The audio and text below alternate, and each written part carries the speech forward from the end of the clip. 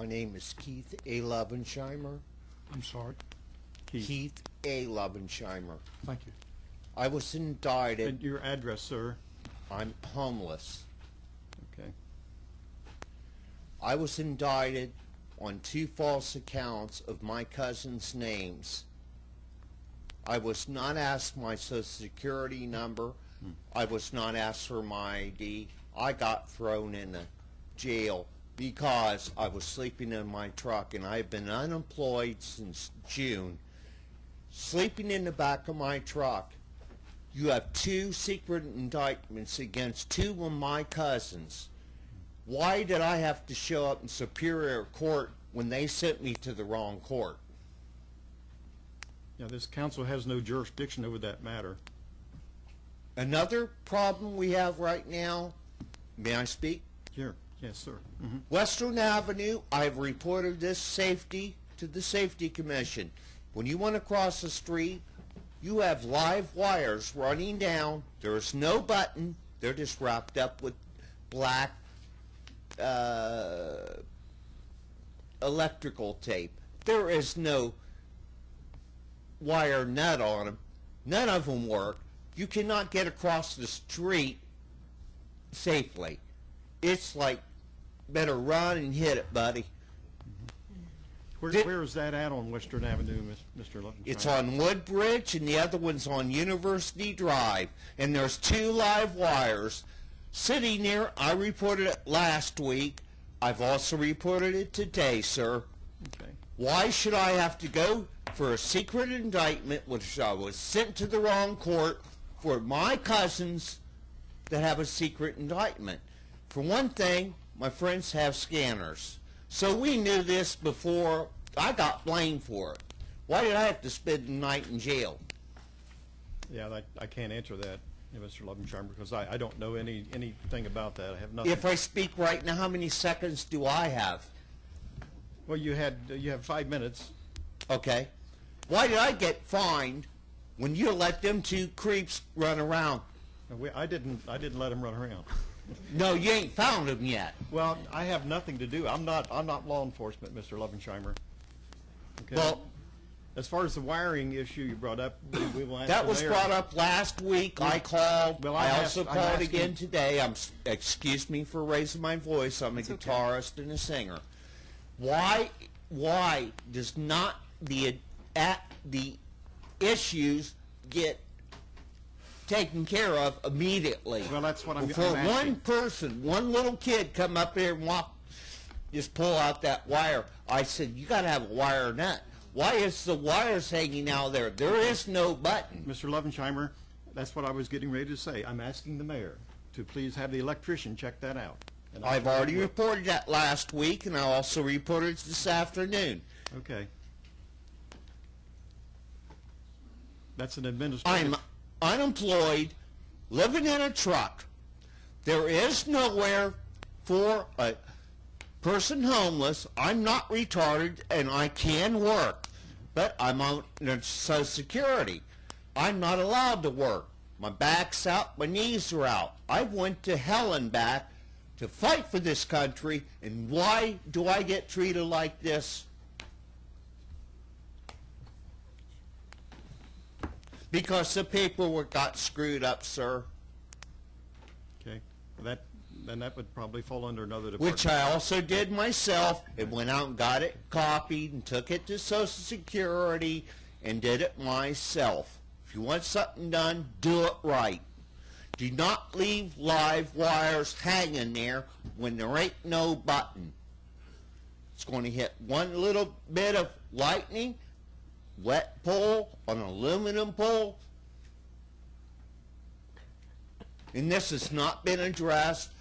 They've got my report. And this might sound real funny to a lot of people. This is the most unfriendliest town to walk, let alone driving. I think y'all should have left the lights up. I also believe not just speeding.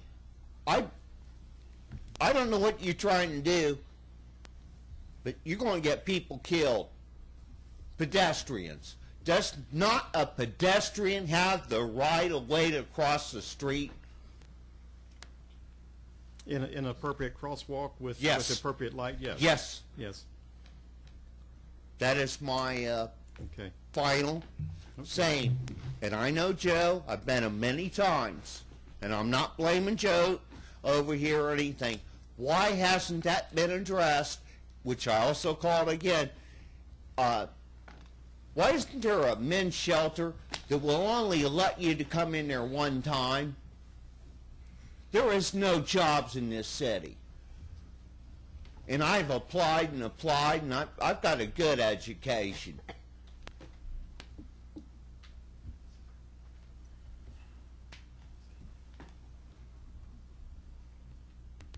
So it's not safe to walk in the city of Chillicothe, which I was born in?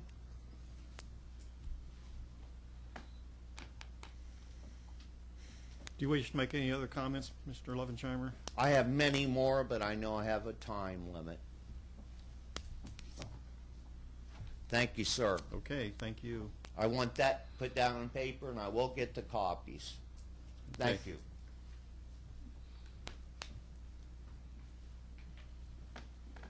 Does anyone wish to address council on any other issues tonight?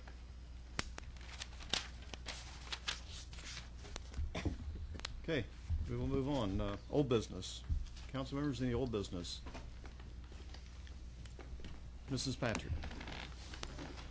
I passed out to council members just some thoughts I'd written up about the AEP purchase. And first off, I'd like to thank Mrs. Malone for making the motion to uncommit the legislation pertaining to the AEP building at our last meeting. Originally, this was committed to gather more information, answer more questions, get more public input, and see what the outcome of the Carlisle ballot issue would be. And as Mrs. Malone stated, this has been done. During this past election, people were constantly coming up to all of us, asking questions and giving us their opinion about the issue. I know for a fact that both Mrs. Malone and I have asked many questions, received answers from both sides of this issue, and we've tried to gather as much information as possible to make a sound decision. Mrs. Henderson had held a very informative Finance Committee meeting last month that answered most of the questions raised. It was a shame that this meeting wasn't televised for more of the public to see. Some of the following facts that were set forth were that the current building is not ADA compliant and security for the public is also being compromised. The current building needs major repairs and upgrades, and in April of 1998, the estimate to do this work on this building was $2.65 million. The AEP purchase price is $1,150,000. An independent appraisal listed this property as being worth $2 million. The total to be financed for purchase and renovation is $2.2 million. The courts currently collect $13 for each case that comes before them. That generates approximately $140,000 per year. The payments on the $2.2 million will be roughly $120,000 per year, which leaves a cushion of $20,000. The users of the courts have made it possible for the courts to be able to make the mortgage payments, not all the taxpayers. Questions about utility costs were raised, and Mrs. Henderson has provided the answers.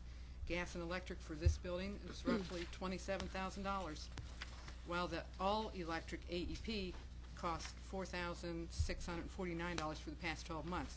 Please keep in mind that the heat was set for 50 degrees during the winter, and the air circulating fans were on 24 hours a day, 7 days a week. It would appear that the utility costs would be basically the same. I look at this entire issue as if it was my court building, and knowing what needs to be done to make it ADA compliant, the major repairs needed, the cost involved, and the lack of space, would I spend my money on the AEP? It's like the car you've kept so long and now needs major repairs, and your family size has increased. Do you keep it and pour more money into it and hope it lasts longer, or do you upgrade to something that better fits your needs and doesn't require the major repairs? The courts can't afford to purchase this building through the use of their building fund, and what must be understood by everyone is that this fund alone will be making the payments. It will be backed up by the general fund, as all city obligations are, but the court fund will pay for this purchase and remodeling, and this is why I urge your support on this.